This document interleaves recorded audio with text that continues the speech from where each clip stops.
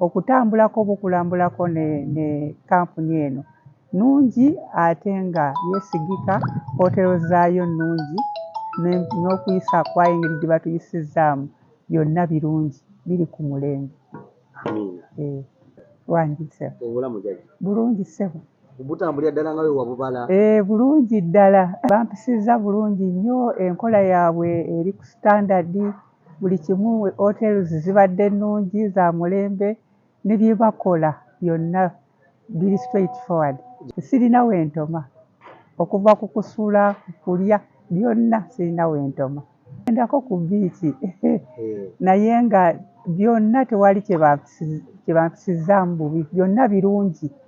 Swimming pool sigisobola. Kaakati ngamba abali eyo abasobola okwe.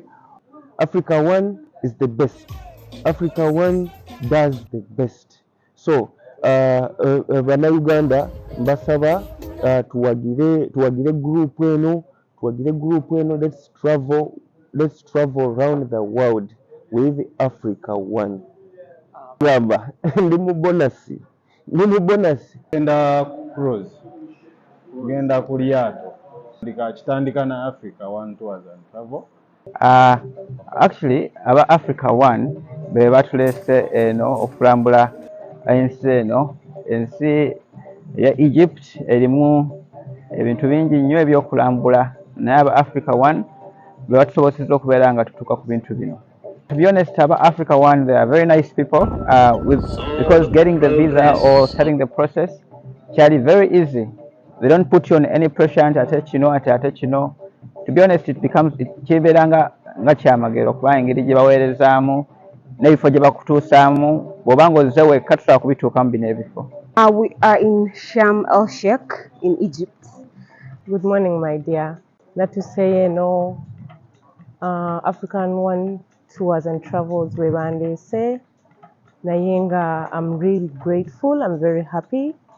That company is the best. Thank you so much. We really appreciate Banange. Mwenna muje supporting African One Tours and Travel. Yo, my name is Kim Sido, the cute boy in the whole world. To go to Egypt, tugenda ku boat cruise.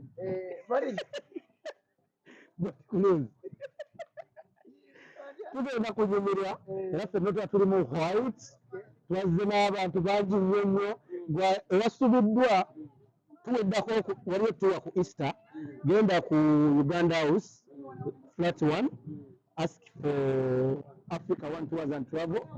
They do all their best. Okay.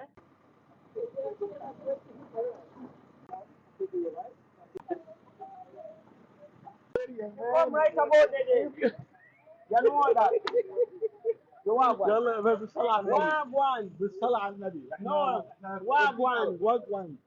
Wagwan. Okay, but Wagwan me say. Wagwan me say. Yeah, did it? Yes, sire. Saya. No, yes, sire. No, yes, saya. Bisala Nabi. You come right about. We have to leave right now. You come right about now. I'm telling you. Tutandise otambula ne bannange be twazze nabo buli omu kamubuuzeeko kiki wandyagadde bakyuse Uganda? Bakyuse Engudo. Good. Kiki wandyagadde bakyuse Uganda ku byolabye mu Egypt? Enkola y'ebintu bakyuseemu bakole ebintu ebirungi olw'abantu. Okugeza nga mu kibuga okubeera nga kiyonjo n'enguudo. Obyagadde. Uncle Isaac, kiki wandyagadde bakyuse Uganda ku byolabye Egypt? President. Okay. Wandyagadde bakyuse Uganda ku byolabye Egypt? Ngudo. Ngudo. Kiki wandyagadde bakyuse Uganda? President yandivuddeko ne tufuna omupya. Kiki wandyagadde bandituleetedde ku hoteli ezifaanana bwe ziti. Wangi? Bandituleetedde ku buhoteli obufaanana nga zino. Ate ekirala kye wandyagadde bakyuse? Engudo. Kiki wandyagadde bakyuse Uganda? Sirina kirala, nguudo batuyambe, enguudo mbi. Zonoonese tufa. Eno tuli mu Africa naye ebintu obirabye. Kagamba can you imagine? Omuntu olinga ali mu nnyonyi. Kyokka oli mu mmotoka ne weerabira. I know. Imagine. Bikaabya. Kibi nnyo banaye tuswaleko. kiki wandyagadde bakyuse Uganda ku byolabye? Ku byendabye okusingira ddala enguudo zeno bannange naffe tuddeko ku mutindo ng'enguudo zeno bwe zifaanana ne hotels nnungi nnyo weebaka nga mu mbejja. Okay, kiki wandyagadde bakyuse Uganda ku kyolabye mu Egypt? Enguudo zaffe enguudo empya bandibadde bazikola nga ziri at least leeni 2 olugenda leeni emu n'olukomawo leeni yakubiri. Okay. Yeah. Wow. Kiki wandyagadde bakyuse Uganda singa oba wakuddayo ne bakulonda? Nga balonda nze? Nga gwe kati gwe mukulembeze gwagenda otukulembera. Sooka nengoba buli omu kabeere chairman, kabeere wa defense, kabeere secretary w'okukyalo nemugoba nemmaliriza nensooka kumanya olw'omuntu omu biri basic mulyaddala olw'omuntu omu ebiri basic tulina okutandikira enguudo ng'ezo waliwo wetwabadde tujja okutuuka eno Shama Sheikh nendaba enguudo nga leeni egenda obugenzi sayidi emu ng'eriko leeni nga 8 nga totunudde ejja ebintu engeri ebintu engeri gye birimu olwaleero muganda wa sayidi eno Egypt birala nnyo. Ensi yaabwe tetuganye eri ebit dry ne bagezezaako gikola okulaba nga bajeyagaliramu mu Africa. Pola nangamba kale nafe tusobola okukikola Kalamoja. Kalamoja wakalu. Yes. Naffe tusobola okukikola. Bisoboka naye abantu baffe kati kyova olaba kati ffe bakimbuyege mpale enywera miguwa tubyegomba naye kati abasajja abo abasiba batambula mu mawanga ag'enjawulo bo lwaki abali mu buyinza nga baminisita baani abasobola okuinfluencinga change lwaki tebeegomba bintu bino ne bajja ne babikoppa ne babiteeka ewaffe gye biri tusuubula ate ensi yaffe nnungi eri very beautiful. Kati kino ekibuga olwaleero we tuli Mama Bay muno mwe tuli mu Shama Sheikh mwe tuli wano olwaleero bazimba kizimbe naye bakizimbye mu ddungu. Okitegeera kyengezaako okugamba bw'otunuulira bazimbye ebibuga ebipya. Bazimba ebibuga byabwe ebipya. Otuuka mu Cairo n'ogamba ate ogenda okujja ne emabbali olaba bali mu naye okuva e Cairo okutuuka wano we tuli kyetaaga hours nga 4-5. That is about ndowooza ng'onaatera okutuuka Arua. Okitegeera so you can imagine kitegeeza nti naffe tuleme kwefikisinga mu Kampala mwokka wakati tusobola okubaako ekibuga nebeera nnungi nnyo nesikiriza abantu ab'enjawulo okujja nadde njogera n'abantu jjo ne mbaga nti tulina ebintu eby'enjawulo ebirungi eby'obulambuzi mu Uganda naye tetubinyuunyuuse tetubikozeemu ssente naye bano abeena abasajja bakoze ebyobulambuzi byabwe ebiri ate babinyuunyuuse ne babikolamu ssente empitirivu awo nyini awo negaseeko ate omwana w'abandi wamma singa bakuwa opportunity ne bagamba ovudde mu Egypt olunaku olwaleero neffe nga gavumenti ya Uganda tusaba otubuulire bye tusaana okukyusa mu ggwanga Uganda ku byolabye mu nsinga ya Africa ng'eri mu Africa naye ng'ate waliyo ebirungi biki byewandyagadde bakyuse mu Uganda bingi kubanga ne ogamba n'osanga ekibuga nga kibeeramu abaavu eno abatali nnyo bulungi nga wetwandikiise ffe tetunnatuukawo mu Uganda nti ekibuga ekyeno ekyaba ababeera nga tebali bulungi kisinga Kampala Uganda ku Pioneer Mall kibasinga kuba Pioneer Mall nga yatonye amazzi agajjula awo kati ne bampa opportunity eyo ndowooza tusooka ne tujjamu abantu mu Uganda ne tubatwala oba e Karamoja ne tulyoka tutereza ekibuga ne tulyoka tubazza otherwise abantu ku ngeri gye baagala okulyamu ssente sikiwa nti Uganda tujja tutuukako wano kyokka ng'eno ensi naye Africa kati mukwano twandyeterezezza kuba we bali tetunnatuukawo wadde koota. Wow.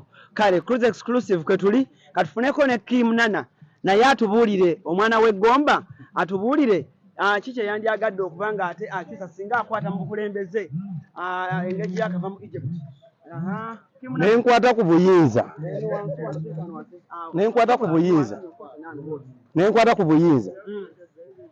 okuva ku kansala paka waggulu bonna mbasuula mu nnyanja nentereza bulungi Uganda ne tuba nga tufuna ensi eyeeyagaza ng'eno. Sooka tunuulire embeera eri wano, sooka olabe abantu bazze kulya ssente zaabwe beebase bali mu kwota musanaba balinga nswaswa kwegamba.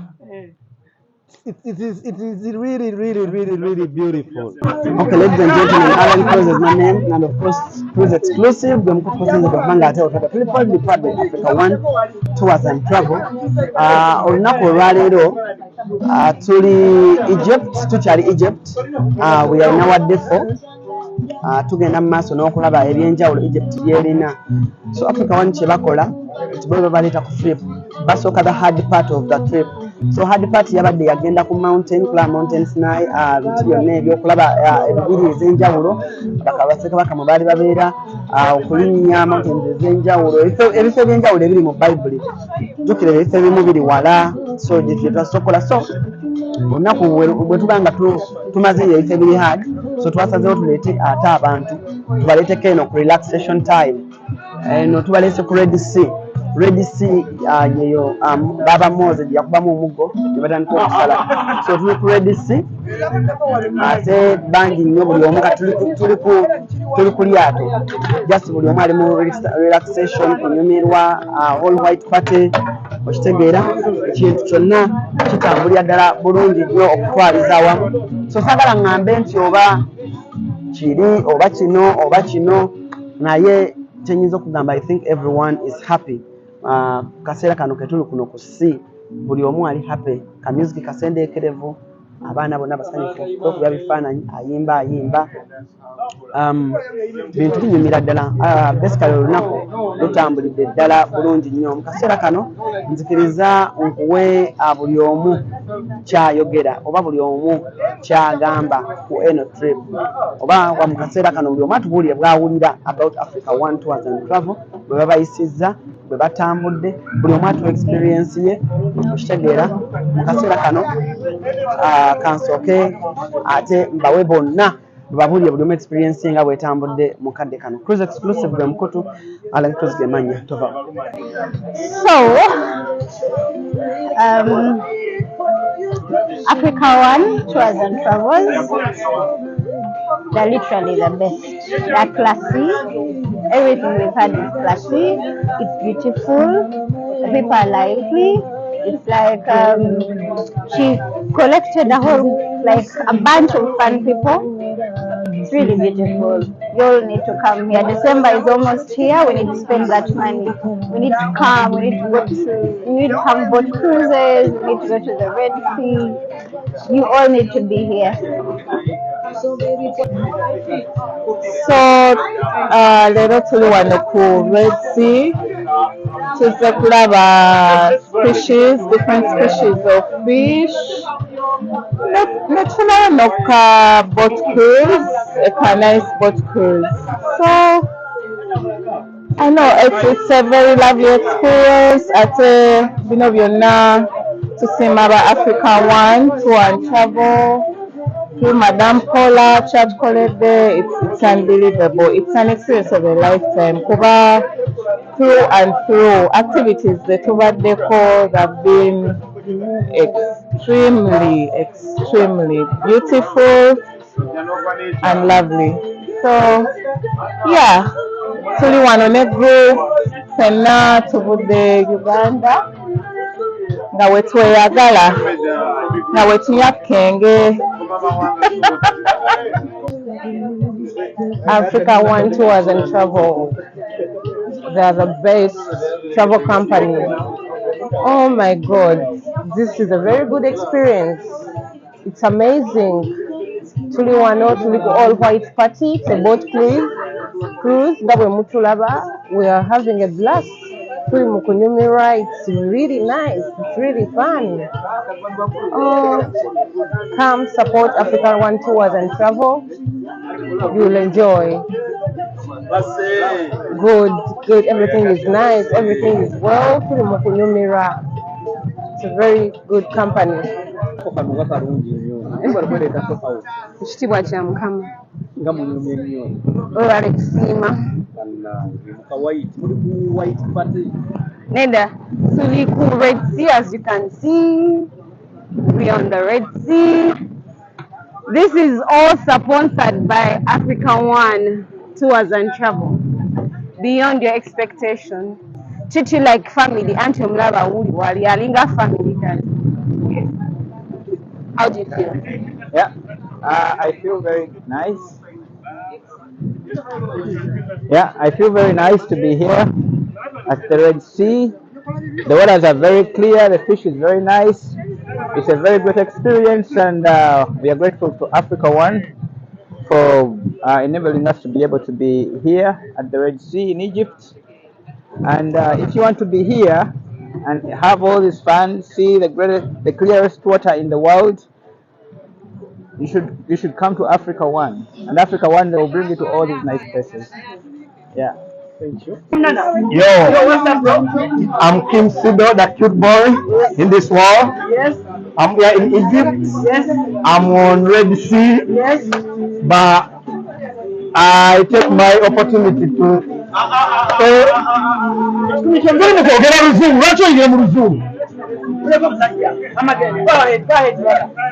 but the kitchen boys. Opportunity to do that. I take this opportunity to Madam Po to say thanks for everything you done to me. I came here as a cameraman. Now they treat me like over. I paid. Yes. Yeah. Thank you so much, Africa One Tours and Travel. Ah, they are nice. Yes. And they are Jacob. Have a show.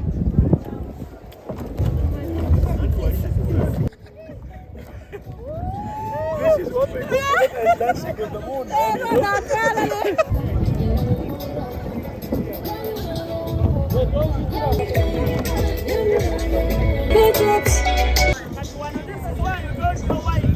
I'll die with you. Oh, together.